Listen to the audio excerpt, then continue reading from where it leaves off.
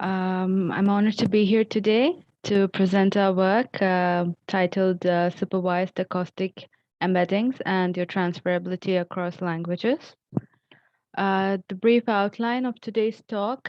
First, I'd like to present the abstract, just to give you an essence of our work, followed by the introduction and motivation, followed by methodology, experiments, evaluation, results, and finally the conclusion. Our work investigates the use of different pre-trained self-supervised features as inputs to acoustic word embedding models. Typically, the inputs to such models are MFCCs or other low-level features. We wanted to see if using pre-trained self-supervised features improves the performance when compared to MFCCs or other such low-level features. We experiment in both a supervised and an unsupervised setting, and we see that the performance is superior within the supervised framework. We also demonstrate the transferability of the acoustic word embeddings trained in English to other languages. Introduction. I'm sure everyone here must be familiar with all of this, but still, just a short introduction. So what are acoustic word embeddings? They are simply vectors that model variable length speech segments into a fixed dimension vector. Why is this necessary? Because these acoustic word embeddings, they can be used for a lot of downstream tasks.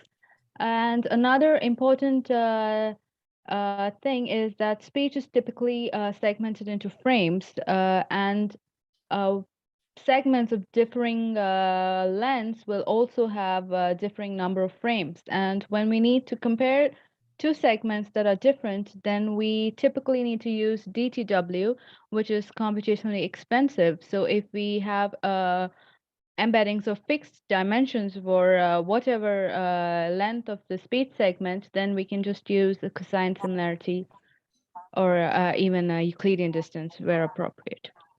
So in an ideal world, these embeddings should model just the content, but in the real world, they are subject to speaker and environmental influence.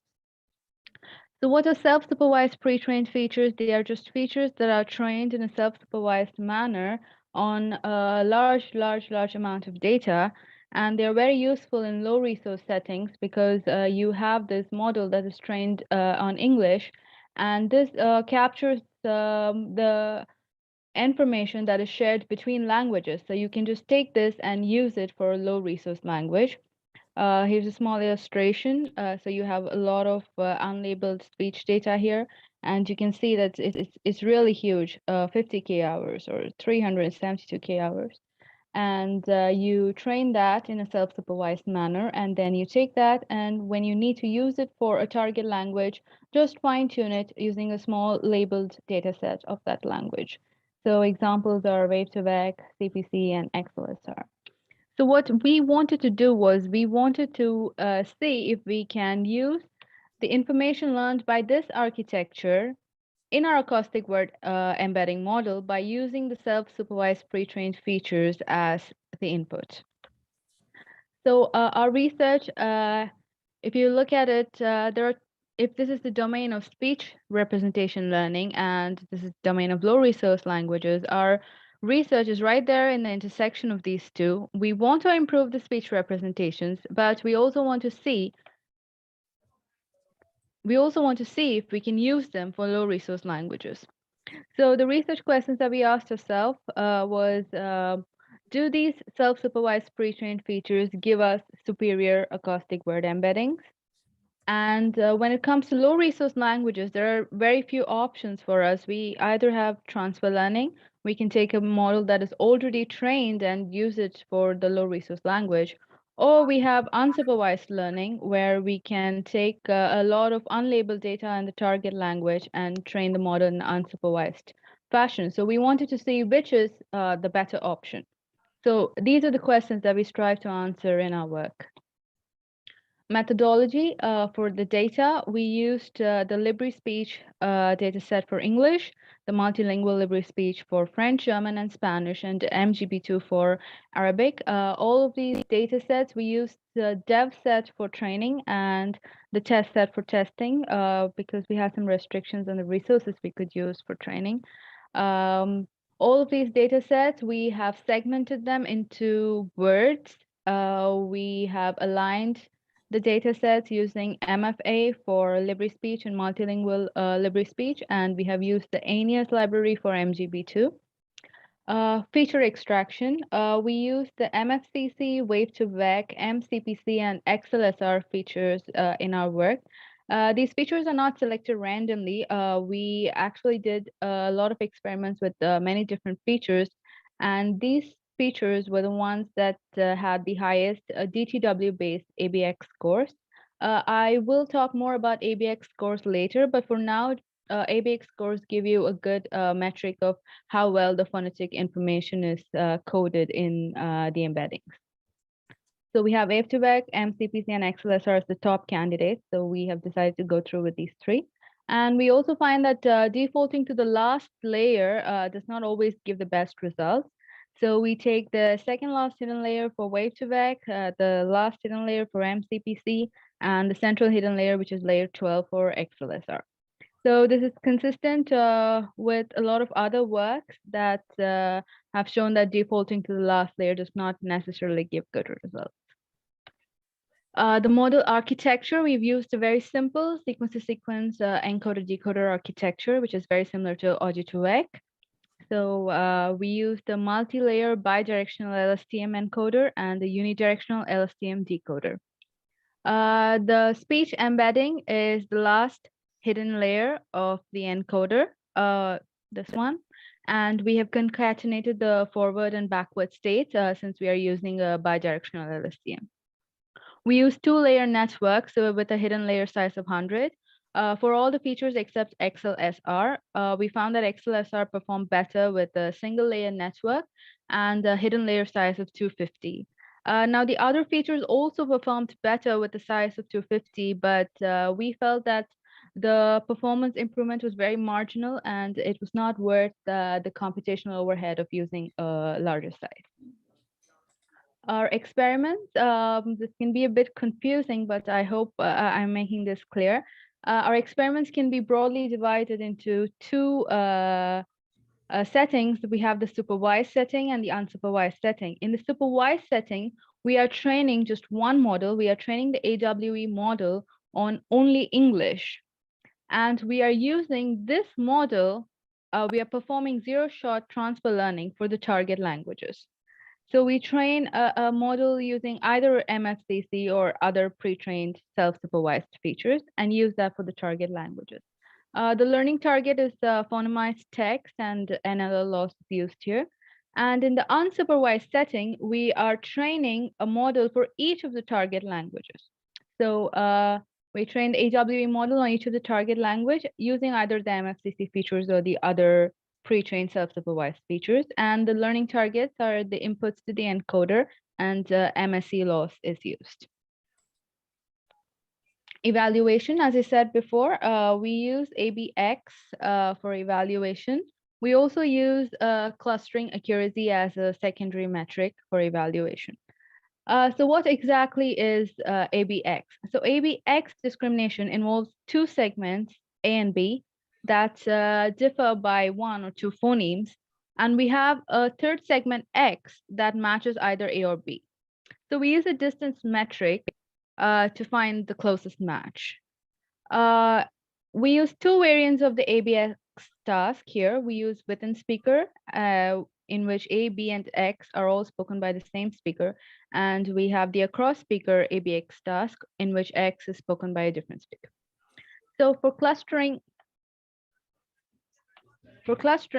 we use k-means, and the number of clusters are equal to the number of unique words in the data set. And ideally, we want every instance of the word to be clustered to the cluster that matches the unique word.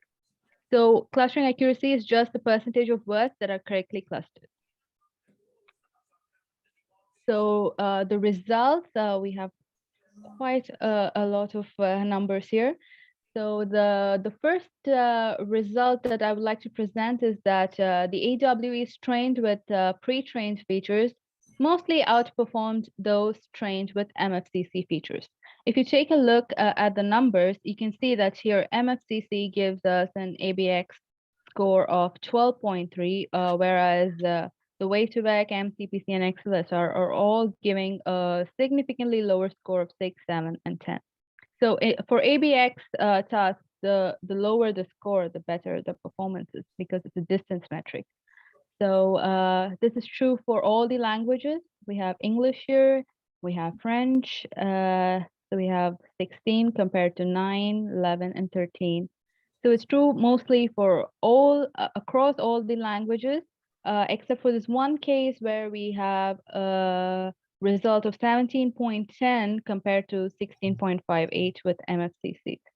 So this is true in both the self-supervised setting as well as the supervised setting. Another important result is that the transfer learning of the English model has outperformed learning unsupervisedly from the target languages. If you look at it, here we have a 12.30 and it is just 3.38. Sorry, this is for English. For the other models, you have 16.63 here, and you just have 10.77 with the transfer learning. So this is true for all the languages. I'd like to make a special mention of Arabic here.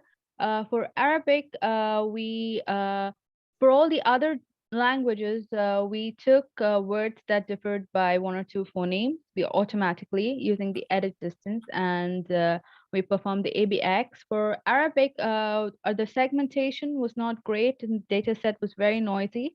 So we have manually selected 945 word pairs to do the ABX evaluation.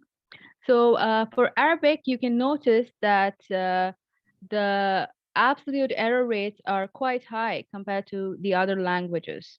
We attribute this to the noisy data sets. But if you look at it, the trends are same compared to other languages. So the pre-trained features are outperforming MFCC, and the transfer learning is outperforming unsupervised learning.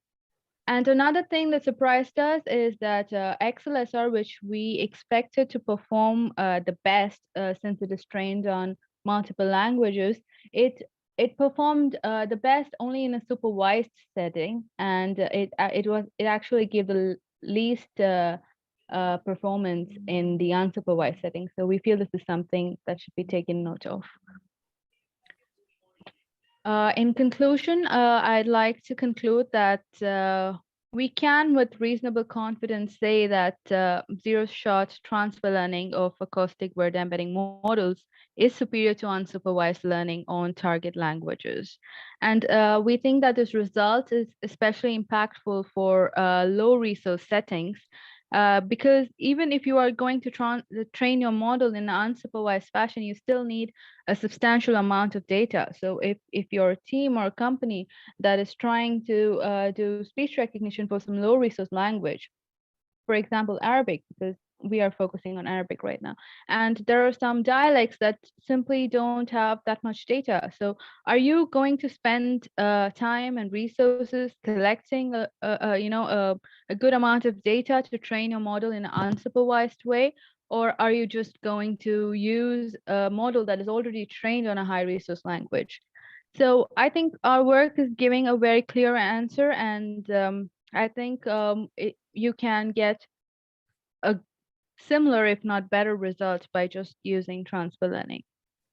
Future work, we noticed that the models are not exactly noise robust because we see the high error rates for Arabic. So in our future work, we'd like to develop more noise robust models that transfer well despite the noise. Thank you so much for giving me this opportunity to present here. Does anybody have any questions?